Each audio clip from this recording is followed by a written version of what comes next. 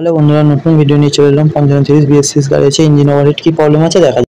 তো আমাদের ক্র্যাশ টেম্পারেচারের কোনো সিগন্যাল নেই, আমাদের টেম্পারেচার কাটা মিডিলে আছে। তো আমরা ল্যাপটপ কানেক্ট করে দেখবো ওভারহিটিংয়ের কোনো ফল্ট আছে নাকি। তো আমাদের ল্যাপটপ কানেক্ট হয়ে গেছে, ইঞ্জিন ওভারহিটের ফল্ট আছে। এবার দেখ আমরা গাড়িটাকে স্টার্ট করে দেখবো একটু গরম করে কুলিং টেম্পারেচার কাটা বাড়ছে নাকি। কুলিং টেম্পারেচার কাটা বাড়ছে, তো আমরা একবার রেগুলেটরের জলগুলো চেক করে নেবো। আমাদের উপরের জলটা গরম আছে, নিচের জলটা ঠান্ডা আছে। আমাদের জলটা সার্কুলার হচ্ছে না গো। তো আমরা একবার ওভারফ্লো পাইপগুলো চেক করে নেবো। তো ওভারফ্লো পাইপ দেখতে পাচ্ছেন জাম হয়ে আছে, পাইপটাও জাম হয়ে আছে। তো গাড়িতে কুলেন্ট ঢালা ছিল না, ওয়াটার দিলে গাড়ি চালাবে এই অবস্থা। কুলেন্ট না ঢালার জন্য এই অবস্থা হয়, পাইপগুলো রাস করে জাম হয়ে যায়।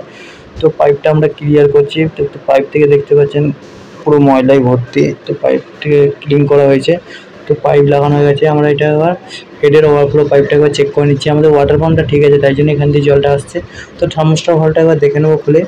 থার্মোস্টার ভালভ যদি আমাদের খারাপ থাকে তো থার্মোস্টার ভালভটাকে চেঞ্জ করবো। তো থার্মোস্টার ভালভটার অবস্থা খুবই খারাপ। তো নতুন থার্মোস্টার ভালভ চলে এসেছে, নতুন থার্মোস্টার ভালভ আমরা লাগাবো। নতুন থার্মোস্টার ভালভ লাগানোর পর আমরা জল ঢেলে গাড়িটাকে হিট করে জলটা ফেলে দেবো। তো কুলেন্ট ঢেলে গাড়িটাকে ছাড়বো।